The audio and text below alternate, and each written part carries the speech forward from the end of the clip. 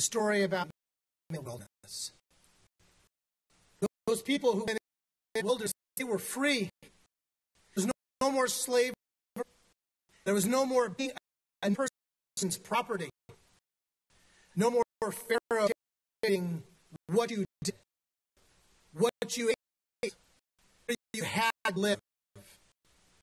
They were free to come and go as they wanted to live, to pray in their own, as our ancestors, wishing their freedom. But you be free, still be captive. And the truth was, they were still captive to an idea. They couldn't even imagine a different way of living, economics, than the Pharaohs. Those at the top, the little tiny group of people at the top, had incredible wealth. And the idea was trickle down, and if you were a slave, you were at the very bottom. You'd get, might not give you a living. That kind of was a way of containing the surplus population. You're always at the mercy of people who. It's an economic that is based first and foremost on an idea of scarcity. There's not enough. And what do you think about that whole idea? They give it the big mountain. It was that not a fan that kind of that model. And so after all the people were free, God tries to teach us. God is trying to free people's minds and their souls because they are still captive to this other scarcity. And so we live in a nation there is no king. Pharaoh. Right, we don't king Pharaoh. Even in there is no Pharaoh. We are still captive by the ancient economic model of city. And it does to us exactly what it did that those Israelites out the day of sin. They get afraid. And then they get angry. And they go looking for some way. The existential fear of not having enough, or using the little that you like left, it pits people to one another. Groups vie to hold on tightly and imagine that they can secure the future holding on what they have. So every generation for thousands of years, God reveals an alternative. Jesus of Nazareth revealed God's living presence and demonstrated a way of living. And there was that he did over and over. When that was almost over, the people came to Jesus and said, "Send to the crowd so they can go to villages in the countryside and find lodging and food, because we are in a deserted place." So in other words, they are saying, we have enough. So people fend for themselves and let everybody look after their own needs or the needs of their family. He replied, "You give them something to eat." But they said, "We have no more than 5 loaves of bread and 2 fish, unless we go out and buy food for all these people." He said this because about 5,000 men were present. Jesus said to his disciples, "Seat them in groups of 50. And everyone was sitting, and he took 5 loaves and 2 fish, looked up at heaven, blessed them, and broke them, and gave them to the disciples to set around. Everyone ate until they were full. disciples filled 12 baskets with the leftovers. The disciples, people who were falsely, even had trouble with this left. Over again, how did Jesus feed thousands of people? Over and over again. And do you see the point that he's trying to make? He wasn't just feeding people or anything like that. The message in what he's trying to demonstrate. And it's this message that God was showing their sin. It's a message over and over again. Don't forget to do good and share what you have, because God is pleased with the kind of sacrifices. Share with the hungry. Homeless, poor into your house. Cover the naked with whoever has 2 shirts must share the one who has none, and whoever has food must do the same. Those who are riches to the poor, lend to the Lord, and the Lord will fully repay. Imagine a brother or sister who is naked never has enough food to eat.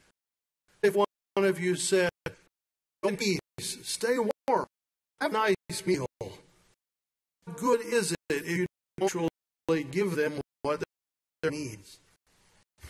You see this? This is a sampling of what Scripture has. Because every generation in which that Bible was written, people wrote this message over and over because we need to hear it that much. We could go like this all day. I can't make it any more clear because over again in both the Hebrew and Christian scriptures, every generation God builds an alternative, sharing instead of scarcity. The job is to figure out how to hoard. The job is to figure out how to share. And the good that God claims is that this wonderful world, this planet, has enough for everyone. It does today. This planet is amazing. And as long as careful, sustainable, it can produce abundantly enough food, enough clean water, enough clean air, clothing and shelter full. And if you start of faith, of trusting God's abundance, if you really believe abundance is going to be there for you, for the basic needs, if you're a person, that first tier, is enough on this planet for everyone. The right and the moral thing to do is exactly what he told his disciples to do. You give them to eat. Figure out how to make the sharing start. God provided enough for everyone for their basic needs. And in living a life that includes the basic needs of human beings, we look at them as humans. Over in Scriptures, this is the proclaimed. And it's a message that needs down again. We're just beginning in something called the season of peace.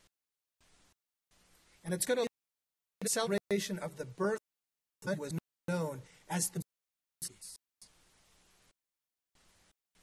But God says, there can be no peace when people are pitted against for the scraps off of their table. Sent out to fend for themselves because we are to the lie of scarcity.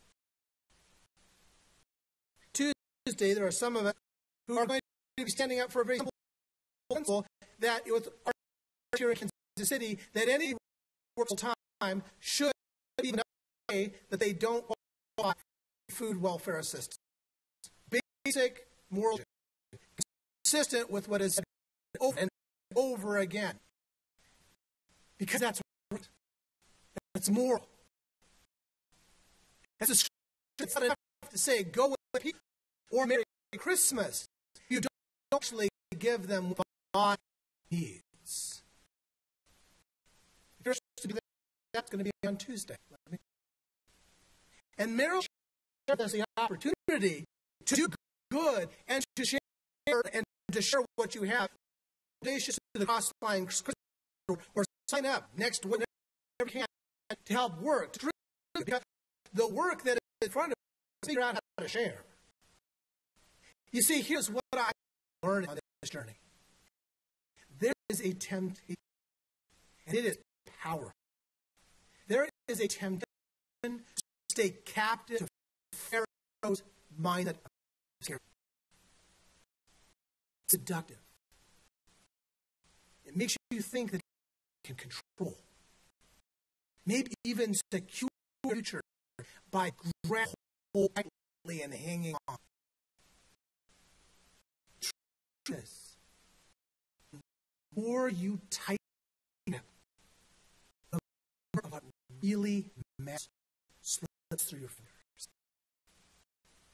The lessons of this world are meant to love. Truth relationships. If you think that you can control another person, make them love you, grab onto that relationship, trying to control it, the more that relationship slips out of your fingers. Love is only real when shared. Open your mind and your heart and try to find an alternative way. Overcoming fear, building unity on the foundations of faith and peace. And just to put this away in front of you over and over again. We've done it deeply as we make the of our religion. Will you pray with me?